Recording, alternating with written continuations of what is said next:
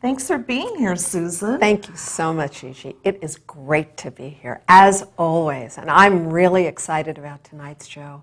Tonight is the path to oneness. There we go. And we are going to do a little connecting on combining a brief romance recap after Valentine's Day and acquiring that new sense of inner peace, which will provide the most valuable springboard for any relationship. Ooh, that's so nicely, sweetly put. Sounds delicious. Well, along the way, we're going to talk about other offerings that Susan has for further knowledge and many things she's involved with. And so I wonder if you'd like to share anything about what you have going on, like how you ended up here tonight and not that other place you were invited to. Thank you for being with us. Do you want to tell them what you're referring to? Yes, Susan was invited to be on a national news, National Telegraph. Would you like to explain Fox it? News. Thanks, Fox News. The Neil Cavuto show, but I prefer to be with my friends because we're doing a show tonight that is so dear to my heart. A show based on the energy transfer of Diksha, which I learned at the Oneness University in India outside of Chennai. Many of you know that I'm a peacemaker, that I'm a certified mediator, that I'm considered to be America's leading marriage and divorce coach. And the most valuable skill that I have now, and the one that has completely transformed my own life, is having become a Diksha giver at the Oneness University in India last March, and I'm about to leave again this March to take what is called a deepening. And I came this evening to be able to offer Diksha to Gigi and to all of you at home as well. Diksha, and I presume you'd like me to explain what it is? Yes, that'd be great. Yeah, for clarity. Okay, good. Diksha is an energy transfer. There is a universal energy that we all feel that is what animates us. It's what keeps us alive. And it's everywhere and it's in everything. It's throughout our universe. And it is this energetic healing that I was trained to bring forth through me and to share with others, as have many other Diksha givers. You know, this is not something that I'm doing uniquely. And it is an extraordinary, really extraordinary experience, both to be a Diksha giver and also, from what I understand and what I've experienced myself, to receive Diksha. So there's going to be a lot of information, and you will share my experience with Susan, and I think she's even going to give the viewers a little taste of this a little later on. Absolutely. Don't go anywhere. Please don't go anywhere. I am actually giving Diksha right now through the power of intention. And at about 8:30, which is halfway through the show, if you're watching it live, I'll be giving a longer Diksha experience to everybody. Oh, this is so exciting. We will be getting to that. In the meantime, we're going to go through a very brief information of the ingredients involved in what is our link, Nonviolent Communication. And so I'd like to start and explain the two principles of nonviolent communication. The first one is attention. Oh, attention. That is when we are really focused on what the other person is expressing, what is alive in their heart, and we just don't have a lot going on in our own minds. We're really present. Sounds reasonable. Intention. Intention is to really be able to have that connection moment by moment and to really have that fulfillment that everybody gets their needs met. That's really the intent. And so now the three modes of nonviolent communication, we'll play with this, And the first one, which is huge, is really self-empathy, connecting with myself. Now this is actually where receiving Diksha makes a huge difference. Most of you who've watched this show before when I've been a guest know that I've been promoting self-empathy for years and years and years. If you can't connect with yourself, if you can't have inner peace, then you're certainly not going to be able to generate more peace with others. When I've received Diksha, again and again, I started to receive it about 1.5 years ago, I noticed that I had to give myself less self-empathy. That's huge, because I noticed that I was coming from a peaceful place automatically more and more of the time. So that's a very big shift. In other words, life became easier. It was less of a struggle, less effort, and automatically, naturally, I just felt happier and more peaceful, which incidentally is the purpose of the Oneness University, that everyone should live in this golden age of enlightenment and peace. That's our birthright, and yet how many of us really experience it? Thank you. That's just so very clear. Thank you. I'd like to go into, of course, the second mode, which is really listening, and that is just really listening, paying attention, turning off your mind, what you're thinking, and really being present in the now of what is going on with the other person. And once again, if you really have done the first mode, yeah. And otherwise you're not doing the second mode, because that's what my clients, and when I give workshops and I work with private clients, they're always feeling so frustrated in the beginning of their training, really wanting to know, why did that person not receive the empathy from me and really calm down? Why did the person receive what I thought was empathy and not suddenly enter a loving space? And I ask for a small demonstration of, what did they say, what didn't they say? And of course, what I'm hearing when I get a demonstration is I'm not really hearing empathy. I'm hearing their frustration under words that are theoretically empathetic words. But as Marshall Rosenberg teaches us, empathy is not what you say. So you need to be coming from an energy of peace and joy in order to be able to connect compassionately with other people. And I would just like to add to that at times that's a huge transformation and a lift from what we're used to doing, trying to fix, trying to make the other person feel better, trying all these strategies. Defend and explain, criticize to clarify, jump on the emotional roller coaster, or stonewall or withdraw to gain peace. Those are the 4 basic thinking styles and all the 4 different behaviors that never work.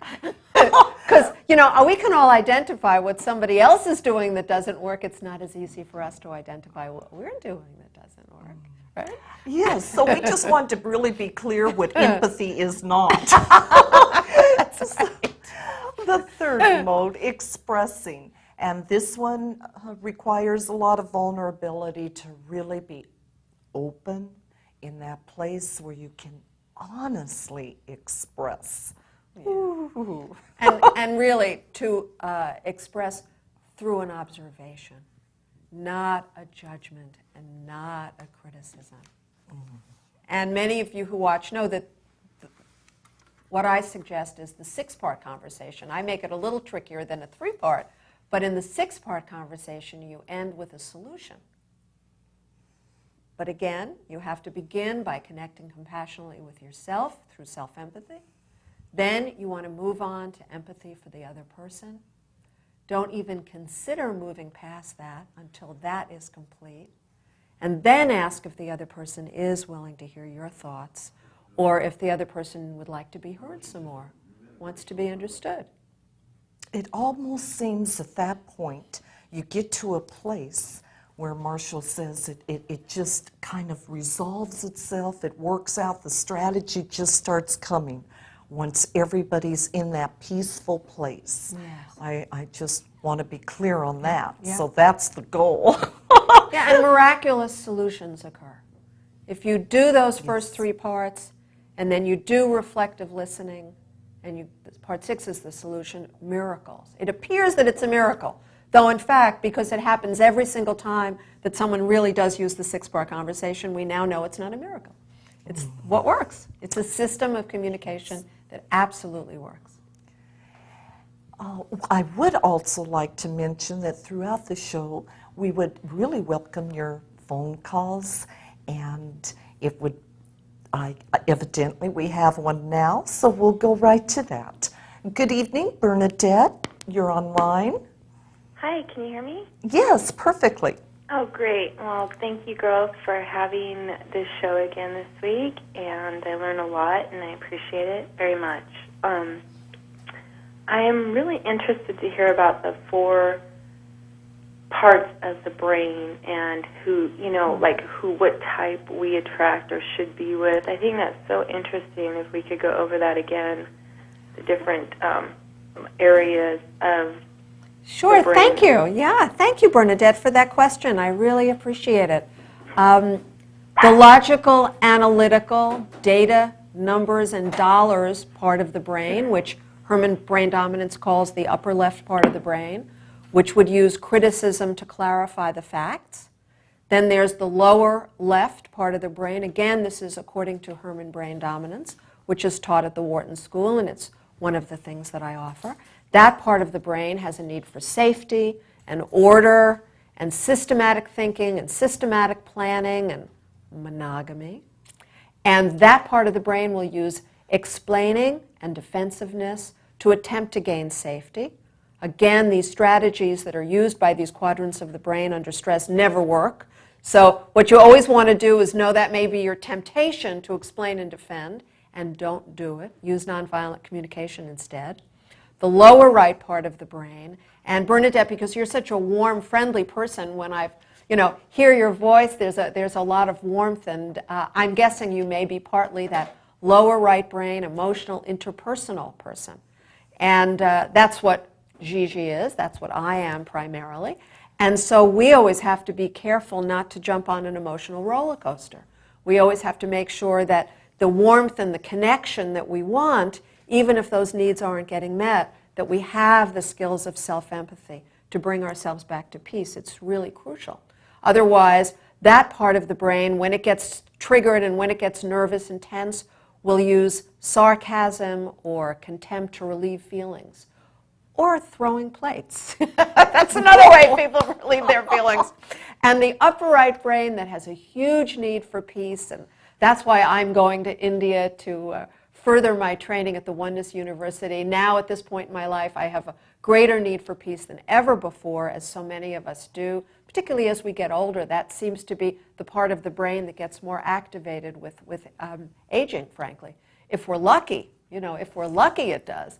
And that part of the brain may, under stress, either stonewall or withdraw to try to gain peace.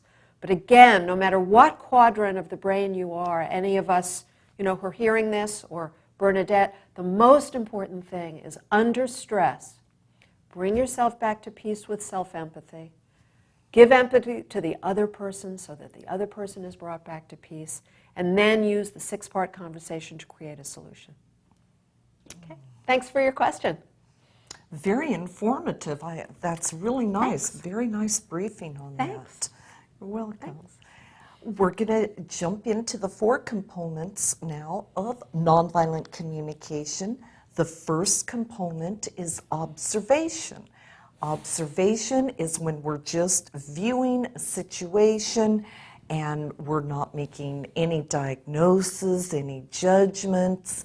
We're just really dealing with the facts, or we're reflecting back an exact quote. It's very clear. And then we go into feelings, and feelings are like what I refer to is those red flashing lights on the dashboard of life, and feelings, negative or positive, are really our educator, making us aware of what we're really thinking or needing. They really have a lot behind them, so we want to pay attention to them. And then the third component, needs. This is considered 80%. It's huge of all the four components. If we can just get right to the need when we are triggered in a particular situation, then we can shift and we can really get back into ourselves in that peaceful place and go on. Now, the fourth component is request. And that's where we want to get to, just making a request of ourselves or possibly another person. Not a demand, just a willing request, as simple as, would you be willing to maybe reflect back what you just heard me say so that I can be clear that you really heard the message behind what I was trying to express? So for clarity, this is the menu. There's a lot more to it, but those are the basics. Very intriguing, I'm sure. And so now I'd like to go into really hearing what Susan would like to express about her experiences, many of them over in India, and really being at that university of the oneness and what's going on there. You know, it's the most amazing thing. When I was there 1 year ago, and that's all, 1 year ago, I heard the intention that everyone in the world by the year 2012 would experience a state of causeless joy. And that the way this would happen is that 0.001% of the human population would be in that state. And I said, great, sign me up, that sounds like a really good thing. Okay, good, what do I have to do? And they said, no, you're here, you're taking the 21-day course, that's what you do. And a year from now, you'll be in a deeper, more peaceful state. And I honestly, I didn't believe that I would feel so much happier, so much more joyous. Just, I came home, last end of March, and by May, because my birthday happens to be in May, by last May, I felt like a different person. Now, since last year, Anthony Robbins, one of the most prominent workshop leaders, transformational guys in America, has gone to India and taken the 21-day program. He's actually leading the June workshop that's happening in Los Angeles, which has some extraordinary components to it. It's a one-day workshop for people who've never done this training. It's quite amazing. And then the most amazing part of all is that the secretary to the Pope, I never thought this would happen, but the secretary to the Pope went to India and took the 21-day program. The Dalai Lama has sent many of his monks to the Oneness University. The son of the chairman of China is taking the 21-day program. Now, this to me is real oneness, because it is, of course, completely non-denominational. But to say that it is only an energy transfer that works with your own religious or spiritual path, that's one thing to say it. It's a very different thing when the secretary to the Pope and people who are in the inner circle of the Dalai Lama come and take this training. So for me, I was so moved and so grateful. And I have a dear, dear friend, Alexis Schaefer, who's been living in Mexico and Spain, giving Diksha, and she's in the process of giving Diksha to 450,000 members of the Mexican Army, the Air Force, Special Forces, the Navy, the Police Department, and all for free. So it's really quite extraordinary what's going on. Boy. Well, so I'm just curious, in what way do you think that this is essential for people to experience both the benefits of nonviolent communication and to also receive the energetic healings, which are called the oneness Disha? Good. And how do they complement one another? Yeah. I said to a client today, and I think I said the same thing to another client yesterday, the big challenge that I find in many people who were trained in nonviolent communication is there's a lot of emphasis placed on self-expression. Yes. And I don't find that most people are interested in hearing it. Do you? That's true. That's true. Words get in the way, too much information. Really? Yes, exactly. So the idea that you're learning how to express yourself in an authentic and with what's alive in you in the moment, that's all very well and good, but where are you going to find somebody who wants to listen to it? So what's more true, I honestly believe, is now that I have, for example, I can only speak about myself because I watch myself a lot closer than I watch my clients. Now that I have more inner peace, I have a lot less to say. When I say it, it's because I'm asked to. You're here, I'm here, you ask me to say something. And so there's a higher probability that someone's actually listening. And why are they listening? Because I'm not screaming, I'm not yelling, I'm not sobbing, I'm not moaning. I'm happy. When we're peaceful and happy, people are much more likely to enjoy what we are offering and want to be around us. And that is the miracle of the combination of receiving oneness dikshas and also communicating nonviolent communication. You still have to be able to speak. NVC is the most incredibly effective communication tool I've ever found. However, where are you coming from? And that's the combination. Thank you.